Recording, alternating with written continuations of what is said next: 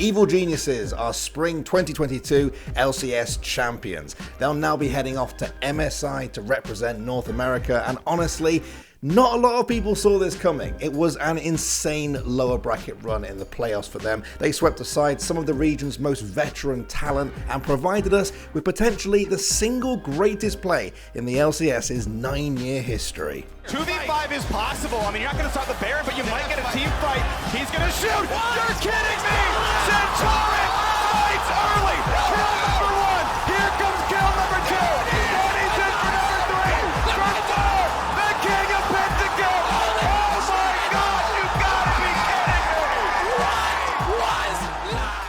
me. Alright then, if this video gets you all pumped up to watch EG at MSI, then just have a little look down below. Make sure that you subscribe to the channel because we'll have plenty of videos on that coming in the future. Also, leave us a like if you fancy it.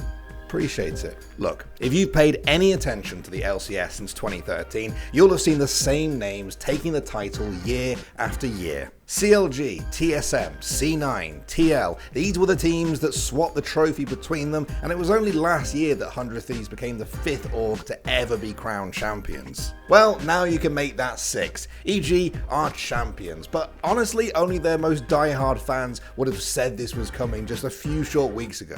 They finished a respectable 4th place in the regular season with a 9-9 record. This earned them a spot in the upper bracket, but they were quickly bounced out of that by a 3-2 loss to Team Liquid. In the lower bracket, they took down FlyQuest in fairly comfortable fashion, but the most interesting part of that series for me turned out to be the single game they dropped in that 3-1 victory. And that's because from that moment on, that would be the last game that EG would drop for the rest of playoffs. They swept Cloud9 3-0 to earn themselves another showdown with Team Liquid in the lower bracket final. And this fascinated a lot of fans. On the one hand, you had Team Liquid, the closest thing that NA has to a super team. For 2022, they brought in European legends Bwipo and Hans Sama to join veterans Santorin and Core JJ. They rounded out the roster with a little known Dane in the mid lane known as Bjergsen. To put it simply, this team was built to f people up. And that's exactly what they did for most of the regular season by finishing first. And despite getting reverse swept by 100 Thieves in the playoffs upper bracket, they were still the favourites going up against EG this second time round. EG, on the other hand, are far from a super team. Sure, they have Impact, who won Worlds when some other players probably couldn't tie their own shoelaces yet. Vulcan and Inspired are no strangers to winning either. But it was the other 2 members of the team whose names will be mentioned whenever people talk about these playoffs in the future. Danny and Jojopium. It was Danny in particular that pulled off a play that will go down in LCS history. With Danny dead in Game 1, EG took a 4v5 fight to stop Team Liquid at Baron. Team Liquid's numbers pulled them through and they limped back to finish the objective. But now, Danny was alive again. He had his Jinx rockets and he smelled blood. 2v5 is possible. I mean, you're not going to stop the Baron, but you might get a team fight. He's going to shoot. You're kidding me. Centauric fights early. Kill number 1. Here comes kill number 2. Nice, you going. Nice. Yes! Yes! Your top. You gotta be kidding me! Was not Danny with the most incredible play I have seen. Stolen Baron, 2v5 Penta. Kobe, can you believe it? The 18-year-old from Honolulu, baby! Danny saves the game for EG! I mean, it doesn't get better than that.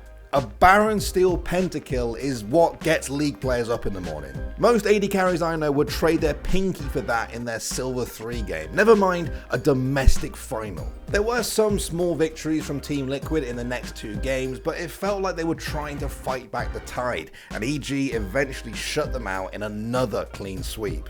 The clutch gene belongs to the young guns of EG. They will crush Team Liquid, and EG will head to their first ever LCS final.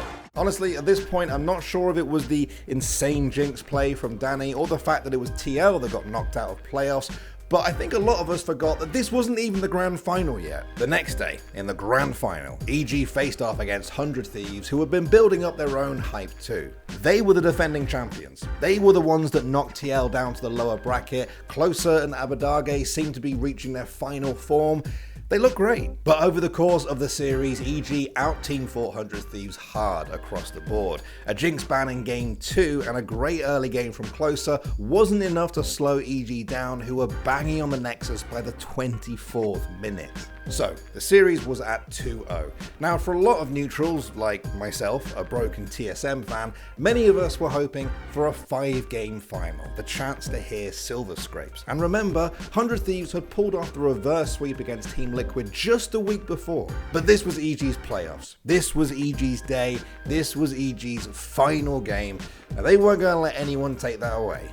Inspire and Vulcan, very low on HP. It's going to be stolen by Inspired. How do EG keep winning all of these neutral objective fights? Oh, Closer's in. He's ready to go, but he cannot do it. They're not done yet. Someday's still looking.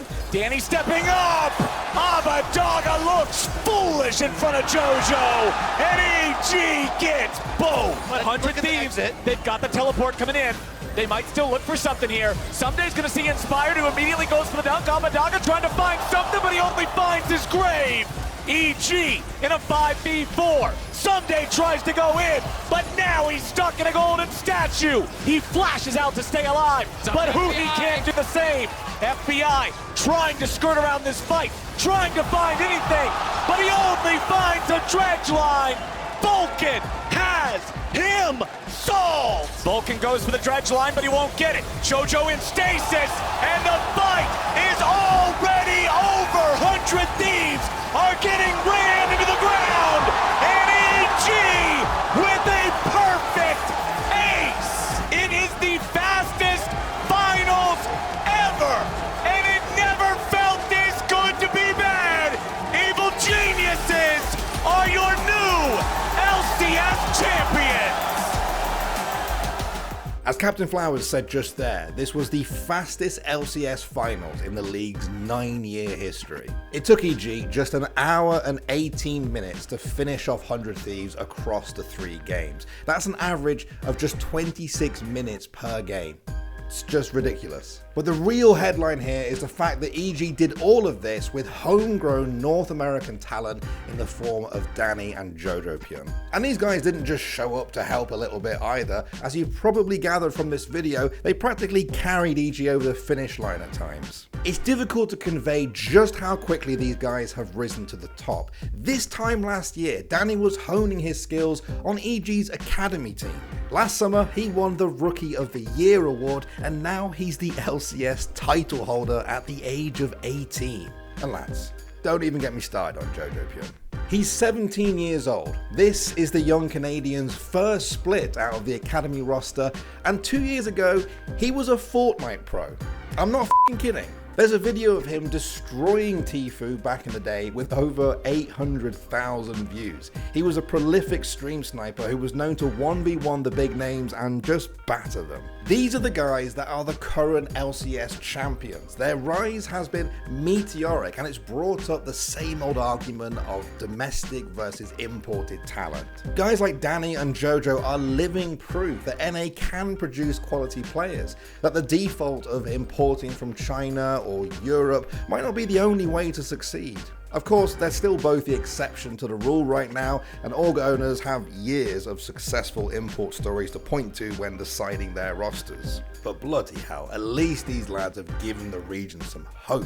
Of course, as we all know, there's a very fine line between hopium and copium, but I'm really excited to see these guys represent NA at MSI soon. All that stuff I just said about how young and inexperienced some of these players are, or how they're actually from North America, imagine the absolute scenes if they take down the likes of a G2, a T1, or an RNG at an international tournament like MSI. Listen, you might do the usual and tell North American fans to just calm down, but how can they when they hear something like this? JoJo, talk to me about turning towards international, because that's what you guys have earned. Not just that trophy, not just the North American crown, and possibly the start of a new dynasty. You earned the right to represent North America on the international stage at MSI. I know that you've got a lot of confidence in the way you play. That's another echelon. Where's your mind at? What are you thinking? I mean, I saw the MSI bracket. We're against EU, so I think we're gonna on EU, but we'll have to see it.